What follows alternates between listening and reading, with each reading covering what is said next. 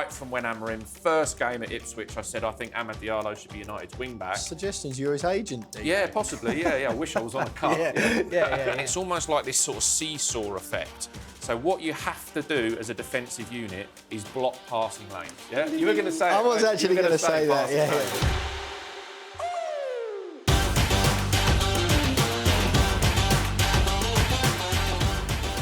Manchester United are 3 games unbeaten, sitting pretty in 6th and with their eyes on the top 4 once again, and they welcome Bournemouth to town on Monday night. The Cherries, though, without a win in 6 games. This, though, is Tactics Exposed Team Talk. I'm Will Pugh, that's SunSport's tactical guru, Dean Scoggins, and we are going to talk, as always, thanks to questions from you guys, about how this game is going to play out at Old Trafford. Dino, great to see you again. Great game in store. Bournemouth had a bit of a fall-off. United looking all right, though. Yeah, I've been surprised at Bournemouth. And, and going back and doing the research and watching it, it's been, they've not been bad, but they just can't get a result at the moment. So, it could be interesting going to Old Trafford. Let's have a look at question number 1. Promises to be an exciting game, this one, even though Bournemouth are missing a few players. So Man United as well, to be fair. Why does Mason Mount suddenly look like a proper Manchester United player? Interesting question. You sense that this may not have come from a United fan, or maybe it has, but what's the answer? Yeah, it's interesting. That number 7 shirt hangs, doesn't it, on some of those Man United shoulders. Absolutely. But Mason Mount's been a favourite of Ruben Amorim because he plays in a way, he follows instructions. And Amorim, as we know, wants certain players to do certain things in these positions. But it's been really interesting the last few weeks because Mount hasn't played in the home games when United haven't been quite as good. And defeat against Everton being a particular one. Draw against West Ham. Yeah, and draw against West Ham. And then in the away games, when they've played quite well at Palace and then last week at Wolves, all right, it was Wolves. Right? Yeah. Let's not too carried away. It's not Tottenham lads, it's Wolves. Exactly. But he did play very well in that. So he's played well in the away games. But I would expect him to play in this one.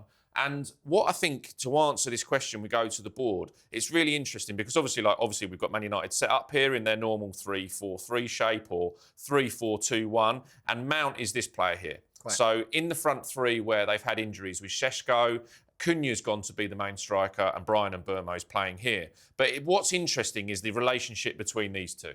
So Mount and Bruno, and what's developed over the last few weeks, and perhaps why this is being asked, is because all of a sudden Mason Mount is impacting the game in a defensive perspective with his pressing. He's a very, very good presser, but also his relationship with the front 3. So let's just move like Bournemouth up into an almost pressing shape like they would do against Manchester United. Yep. And we'll open it up so it's slightly easier to see. And then we'll have United trying to attack. So what we have here is obviously Bruno Fernandes and Casemiro. They very, very rarely of late play in that position like that. It's much more that you have Casemiro come into this position and Bruno Fernandes move into the front 4. Just sort of for clarity there, Dean, I assume that sort of Bournemouth 10 is probably in this situation, if United got the ball, be a little bit deeper? Yeah. Perhaps, and playing on Casemiro, if you like. Yeah. But the key is Bruno moving forward. And what they've done in the last few games is the understanding between Mount and Bruno. And it's almost like this sort of seesaw effect. So if the ball goes over one way to go into the striker's feet, and this time it's Cunha, then it might be that Mount goes up at the outside of him and then Bruno comes inside for the knockback pass. So he's got the flick round the corner pass, but he's also got the pass that goes back into his feet. And what was really impressive in the Wolves game was when they got into this sort of broken play position somewhere like this, is that Cunha is coming in and then one of them is going one way and one of them is going the other way. Have they got, so like they've got the ball, yeah? Yeah, they've got the ball. So they're flicking over each way. So that means where in previous games they were struggling in attack because they almost had 2 attacking players in that position and too many players deep. And it was all like, they look negative, United. It's not that they're trying to be negative. It's that the understanding between the 8s, if you like, and the attacking midfield players, the 8s and the 10s, hasn't been quite there. And against Wolves, it was far better. Can I ask you a question then, Dino? If Mason Mount's that player on the left there and Cunha's sort of the seesaw pivot in the middle, how come if United are attacking and presumably Mount's got the ball there, that Fernandes is dropping deep there rather than sort of, you'd expect him maybe to be joining in with the attack. Well, it also depends on this player here in the left wing back position, because we saw against Wolves, we saw Diogo Dalot go into some really, really high attacking positions. So if Mason Mount comes in so that this three becomes interchangeable and they're much more flexible position, naturally this right back would come in here. And that then sees the wing-back go out the outside into this space here. And that's what happened against Wolves. But again, it relies on this relationship. So we'll show their average positions, United, on the graphic in that Wolves game. And it was almost like they ended up in a 3-1-6 formation, which is great from a progression point of view for United, because we've seen them in previous games too deep. You've got Bruno back in here collecting the ball off the centre-backs and then not impacting the game up here. But in this game, you've got three at the back, Casemiro deep. You had Bruno joining Mount and Cunha in attack. You've got Mbeumo in his normal free roam, go where you like role, and then you had Amad Diallo up in this front line as well. So all of a sudden, United were flooding forward, and it stemmed from Mount and Bruno understanding where the bounce pass was going to come from off of Cunha, and then which one of them was going to go and which one of them was going to stay, and rotating into those two positions. Yeah, they're almost they're kind of similar players in a way, I suppose. You'd suggest that Fernandes is slightly more defensively inclined than Mason Mount, but they're kind of both in that weird hybrid position, aren't they, between a forward and a midfielder. Just quickly though, would you say, or is it fair to say, that the 3-1-6, which all sounds quite brave and aggressive, is there an element of, look, they knew they were playing Wolves, they could afford to take more risk and just try and dominate them. Whereas against a team like Bournemouth, who have been more dangerous, albeit not so much recently, they'll have to be a little bit more cagey, perhaps? Yeah, absolutely. More so when they're in sort of settled possession. Okay, right. So if they're in settled possession, and then you'd think Bournemouth drop into that shape there, and they've got very dangerous wingers. We'll come back to this guy Semenyo in a minute. But in a settled possession, they're in that position there, right? They've got a centre back marking the striker. Casemiro's trying to mop up, and then it's a case of whether the wing back, let's say it's Dalot on this side, comes in here, which then allows Luke Shaw, as we've seen in previous games, to move into the midfield position and be the rest defender. Yep. And so you've still got, if the ball's this side of the pitch, you've still got that rest defence to stop that counter-attack there. And then if the ball comes over this side, that just shuffles across and the wing-back will drop in, and then that centre-back can come out from there to do the same thing and be the extra midfield player. That's the key to the 3-4-3, but you're spot on. Against Bournemouth, that's going to be more of a threat, obviously, than it was against Wolves. But it's really interesting for me, because Mason Mount is not a winger, right? No. And where it becomes interesting with Brian... He can be, isn't he? He's one of those utility players, and that's where probably in this 3-4-3 setup, he's very useful to Amorim, because what you want to try and do, obviously, is get Bournemouth a little bit caught one way. And you want to get them sort of caught like this, where Bruno and Mount and Cunha are playing in a little position where you push players over to one side of the field, because straight away you can see this. And because this is where you want Brian and Mbeumo. Right. And there was an early chance against Wolves where there was a little bounce pass in here with Cunha dropping in and it coming back to Bruno, and then that's the ball that goes in there to Brian and Mbeumo. That's what they'll be trying to work. And because Bournemouth are a man-v-man system, and Wolves tried it against United on Monday night and it just didn't work. They went man-v-man. So you can drag players out of positions, and that was, again, where Dalot got a lot of joy in those positions over there. So that's another selection dilemma for Amorim in this game, is the relationship with Mason Mount. Because, as I said, he's not a left-sided forward who's going to be over here.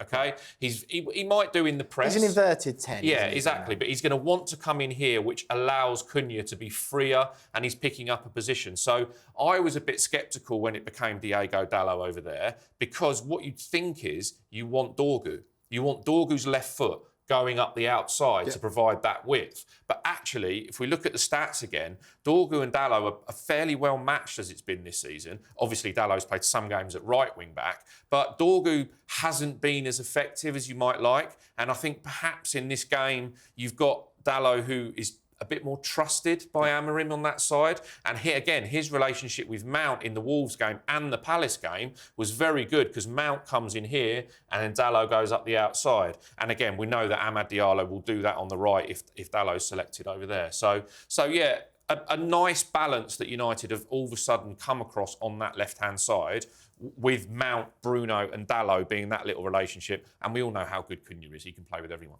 Just quickly then, Dean, obviously, I feel like that question does Mount a little bit dirty, to be fair. Because he's obviously had fitness issues or fitness struggles as well in his time at Old Trafford. But would you say then, if everyone's fit, that Mount still gets in to Amorim's starting 11, or is it game dependent? I think it's game dependent on what you do with the 9, because, I mean, he could go Joshua Zirkzee in this game. If everyone's fit, though. I'm not saying they're going to be. It could be Šeško, yeah, absolutely. Then it's a tricky one, because it will depend on if he wants to be much more direct. And if he's direct, then you then probably go Šeško or Zirkzee there. And then that means Cunha, who has to plays instead of Mason Mount. But I also think now, look, Bruno barely misses a minute, and heaven forbid he got injured for United. But if he did need a rest or he did get injured, Mason Mount can be that player that plays in the Bruno position, because he's settled on Casemiro. Ugarte and Kobbie Mainoo are nowhere near the team. Right. And as you say, Mount's got that utility ability. So that's great, and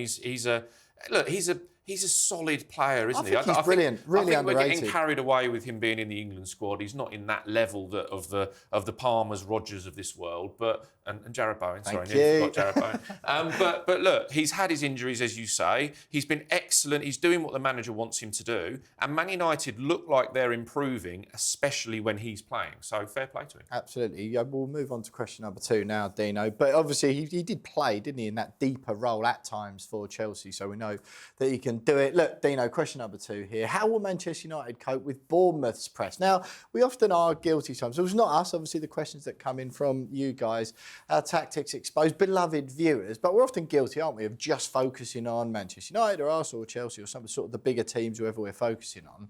Now, Bournemouth have been very, very dangerous all season. They've dropped to 13th, having not won in 6. But they were playing some scintillating stuff earlier this year, and one of those the key weapons in their armoury was their high press. Yeah, and I think one of the answers to that, and one of the reasons Bournemouth have dropped off, where I went through all the possession stats and everything over the last couple of days, and the better teams who are more comfortable out of possession have allowed Bournemouth to have the ball a little bit more, which obviously counterbalances this. But obviously this is at Old Trafford. Are Manchester United going to say, let's try and give the ball back to Bournemouth so we don't cope with their press? The crowd gets a bit agitated. You're at home, you should dominate the game. But yeah, as I mentioned before, they're a man-v-man pressing unit, Bournemouth. So they're very, very happy to push a winger on, push forwards on, go right up man v man against these players, which means they inevitably leave spaces going the other way, right? So that looks to me, Dean, like a 3-2-5 Arsenal attacking shape. It does, yeah.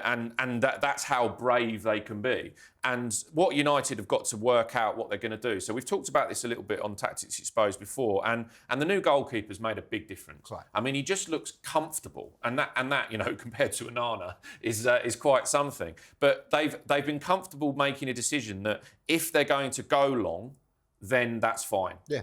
Just be comfortable in doing it. But against Bournemouth will probably, in this game, try and goad it, okay? So if I've just opened it up there for a reason. So they'll probably want United to try and play in here when they sit off slightly. Okay. And then the trigger will be the pass. So as soon as Lamens plays the pass, we're not quite sure on the United back 3 at this stage. Could be Heaven, could be De Ligt, could be Mazraoui play there again against Wolves. As soon as the ball goes out wide to a position like this, that trigger will be on, and they'll be off onto those. And then it's a question of what happens with the second pass in this area here. And they did this against Wolves. So when United are trying to play out from the back, obviously Casemiro and Fernandes will come and be deeper into this position here.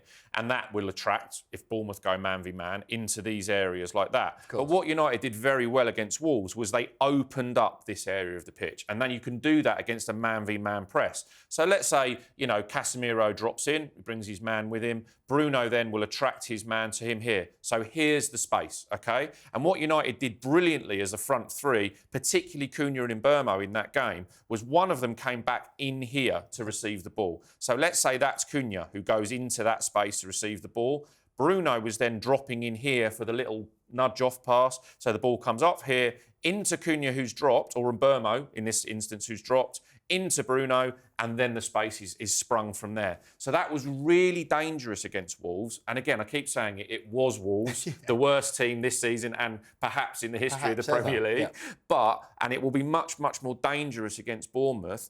But it's risk-reward, and it's risk-reward against a team who are a little bit disjointed again at the moment, Bournemouth, have had a few injuries, so United are feeling more confident, and they want to get these front three in the game. So, you know, and Cunha did it as well. Cunha came right into this area, which then frees up the clip round the corner for Bruno to run into that space. Mason Mount was doing the same, and then all of a sudden, Diogo Dalot was up there as well, and they were flooding forward. So it's difficult to, you know, to say that Bournemouth's press, which is so dangerous, could also be their downfall. But if you're good enough playing out and you're confident enough playing out, then do it. And what I like with Lamans is his decision-making around those short and long passes. It's almost 50-50. Yeah. It's like if he sees the pass is on, play it. If it's not, hit it into this area, and then United's forward players will try and win the second ball. And if that then means that Bournemouth drop off and United are playing in the midfield area, fine. Yeah, we've spoken about that a lot this season on Tactics Exposed, haven't we? They're the Monday shows. This is, of course, Team Talk on Thursdays. But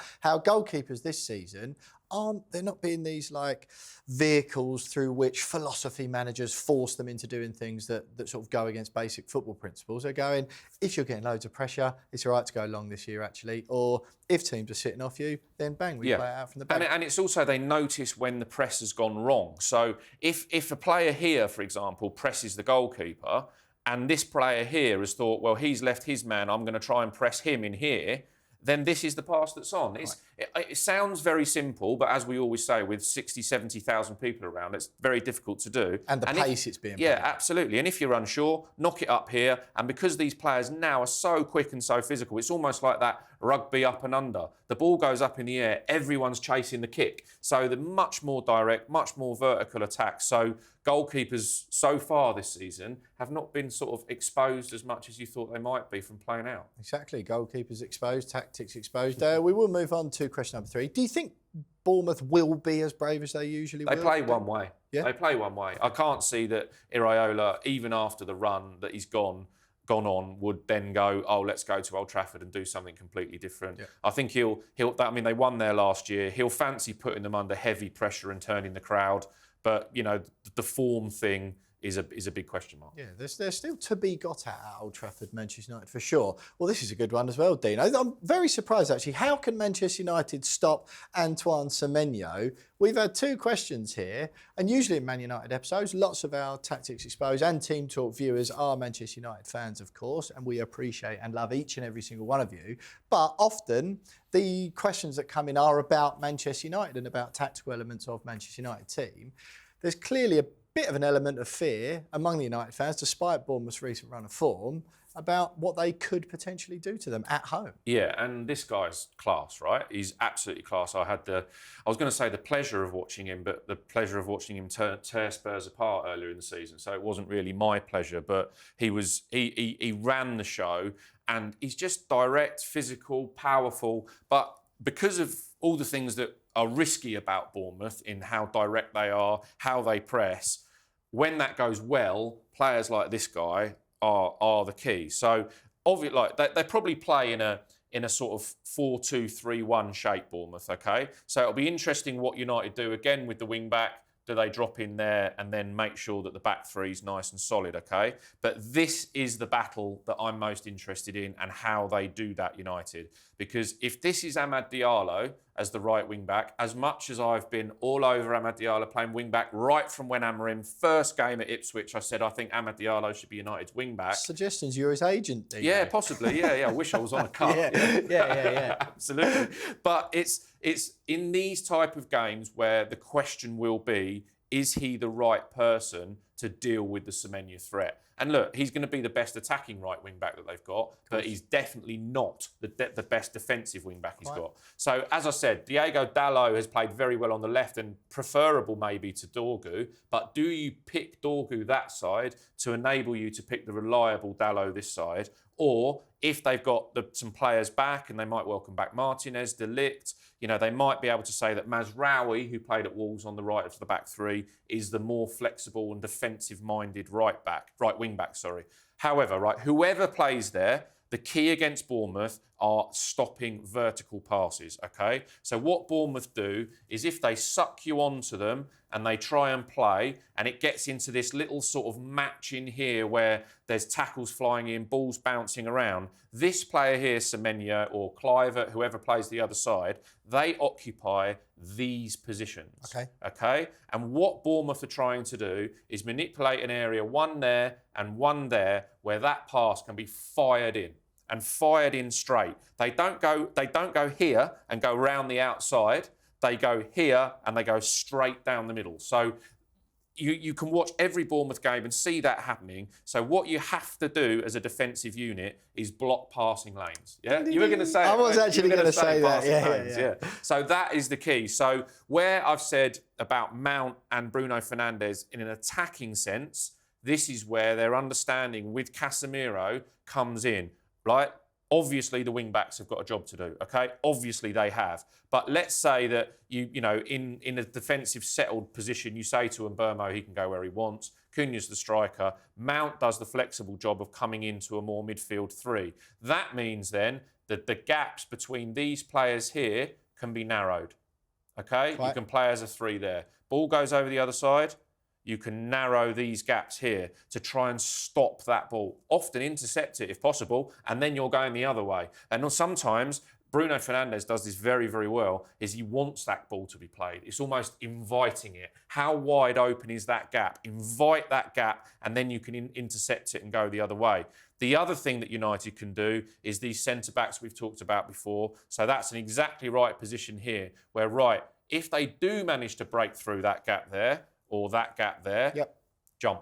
Right. That's where your left or right centre-back's got to jump out into that position. So it's not just Mazraoui or Amad Diallo, who's the right wing-back, who's got to deal with Semenyo there. It's then the right centre-back, whoever that is, jumping out. And then, as a three, they close that space around him. He's that dangerous. You have to be there because what you don't want is him getting into this position where you haven't jumped out and enabled it here. You've got to this position here because he gets in the box. He's box entries. He is drive at fullbacks and right centre-backs in this area here. And the majority of Bournemouth's goals come from him and the winger the other side getting into the corners of the area to fire the ball across the face of goal. So United will be desperately trying to stop this from happening. Yeah, brilliant stuff, Dino. A few selection headaches, it sounds like, for Ruben Amorim. But, of course, fortunately for him at the moment, though he has got some injuries, has still got options on the bench. And don't forget that with Betfair's Safe Sub, your bet is not over if the player you have backed gets subbed off because your bet simply rolls over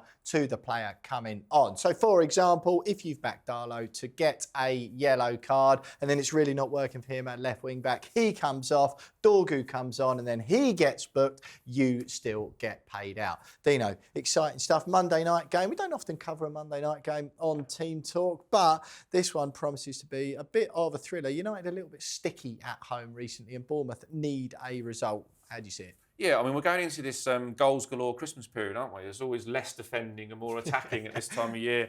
I think it'll be a really good game. And, as a bona fide neutral, I think that if Bournemouth get an early one, then it could be great fun because you'll have United going for it and Bournemouth playing on the counter-attack. So I can see a really open game again. And because of how open United were against Wolves, and it worked for them, again, despite it being Wolves. But yeah, go for it, lads, and let's see an entertaining game. Absolutely, mate. Well, 6 plays 13th at Old Trafford on Monday night. And don't forget, though, that Tactics Exposed will be back on Monday night, reacting from a tactical point of view, me and Dino, to the biggest game of this Premier League weekend. Thanks for watching this one. Let us know what you think. Like the video, leave us a comment, subscribe to the channel, and we'll see you Monday.